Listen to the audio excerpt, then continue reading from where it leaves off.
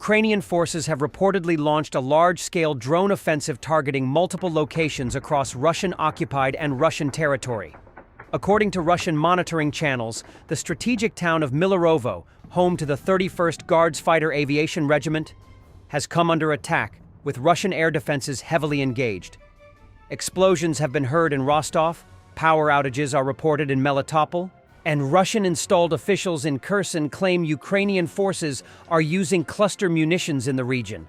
The scale and coordination of the attack signal a significant escalation in Ukraine's use of long-range drone warfare. High-resolution satellite imagery from Maxar reveals the extent of destruction inflicted on Russian aviation assets during Operation Spiderweb.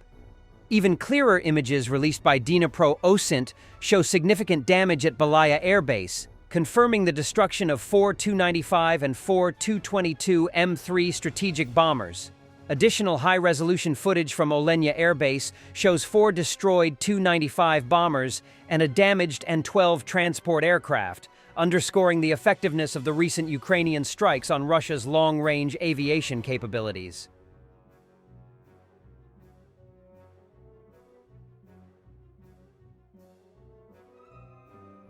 Intelligence from NATO member states has suggested that Russian forces are not planning a major offensive in either Sumy or Dnipropetrovsk oblasts of Ukraine.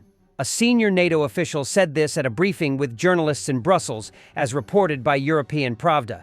The official explained that NATO is closely monitoring Russia's troop buildup near Sumy Oblast border and the hostilities that have shifted from Russia's Kursk Oblast to border villages in the Ukrainian region. We see an expansion of the front line in the north and northeast of Sumy Oblast, but there is no evidence that Russian forces are preparing a serious offensive on the Sumy front. This could suggest preparation for an attack on the city of Sumy itself, but we see no evidence of this. We assess it as an attempt to create a buffer zone, which, to our knowledge, Russian forces have long planned, the official emphasized. In addition, the recent destruction of bridges in Russian territory complicates logistics for Russian forces on the Sumy front, they added.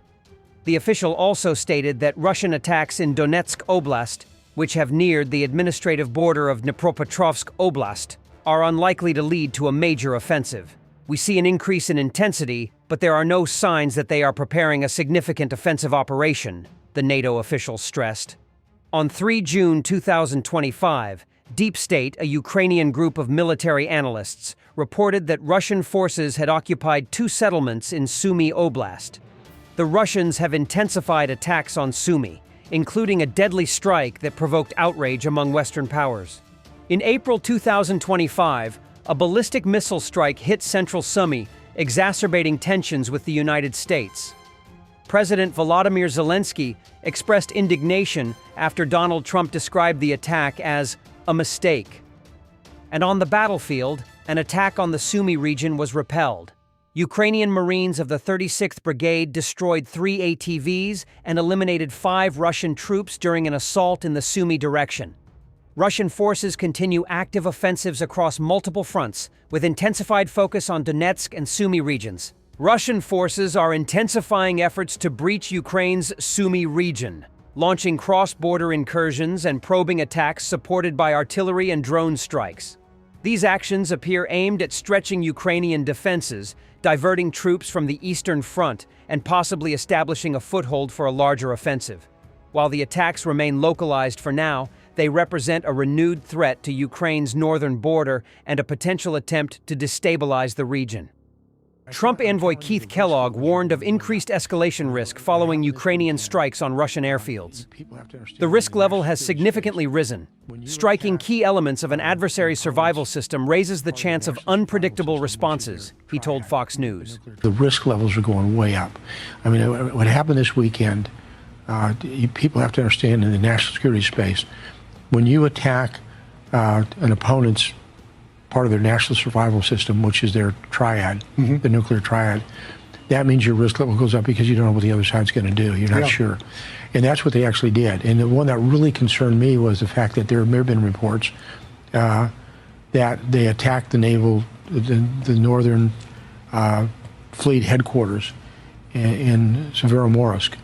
And if that's the case, if when you attack two legs of a triad, that first of all is a very bold attack. And when you do that, it's very clear the risk levels will go up. And I think that's what we're trying to avoid. We're trying to get to a position where the risk levels are going so high. U.S. Defense Secretary Pete Hegseth did not attend the Ukraine Defense Contact Group, Ramstein, meeting at NATO headquarters on 4 June because his schedule made it impossible. A Pentagon spokesperson said, as reported by Politico. The Pentagon chief was in Brussels for a meeting of NATO defense ministers on Thursday, the 5th of June. But his place at Wednesday's meeting of the Ukraine Defense Contact Group was taken by U.S. Ambassador to NATO Matthew Whitaker. It was reported by a Pentagon representative and 2 people familiar with the plans. The U.S. Department of Defense explained that Hegseth would be unable to attend in person due to a busy schedule. Secretary Hegseth's travel schedule precluded attendance at the UDCG meeting, Pentagon Press Secretary Kingsley Wilson said in a statement. The United States is focused on ending the war in Ukraine as quickly as possible, on terms that establish an enduring peace. The United Kingdom and Germany took over the leadership of Ramstein in February after Hegseth said the United States would no longer play a key role in the regular meetings initiated by former U.S. Defense Secretary Lloyd Austin in April 2022. The AP previously reported that Hegseth would arrive in Brussels late on the 4th of June, after the Ramstein meeting had ended.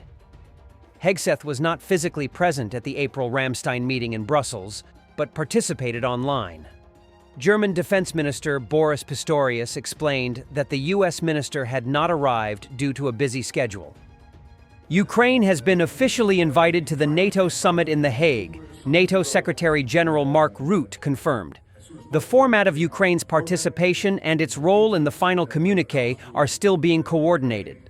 Indeed, I invited Ukraine to the summit. We will, as soon as possible, bring out the program with more details. When it comes to Ukraine, NATO, we will have, and this is very important today, with the defense ministers, Ukraine Defense Contact Group, we will have a NATO-Ukraine Council tomorrow, and we will continue having these meetings and making sure that we coordinate to the max. And the summit will play a role in it, absolutely. And the rescue of the summit? Again, I invited Ukraine and we will bring out the program in due course. You will see what happens, yes. Russian strikes on Sumy don't stop. Russia launches new strikes when rescuers arrive at the strike sites. Russia has used this technique in Syria and now in Ukraine to cause more damage. A civilian infrastructure object was hit. Warehouses and vehicles were damaged. Thankfully, the rescuers were not injured.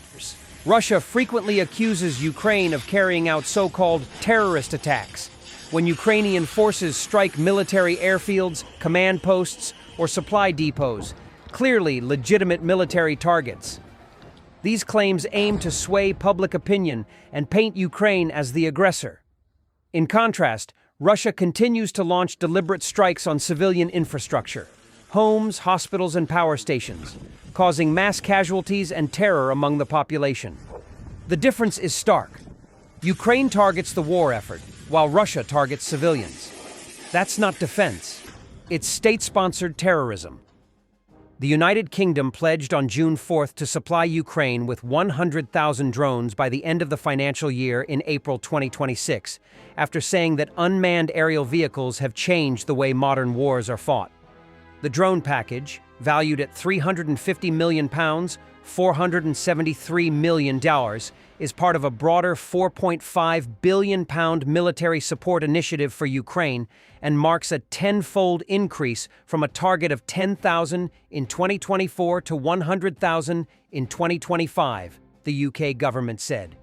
The UK is stepping up its support for Ukraine by delivering hundreds of thousands more drones this year and completing a major milestone in the delivery of critical artillery ammunition, Defense Secretary John Healey said in a statement.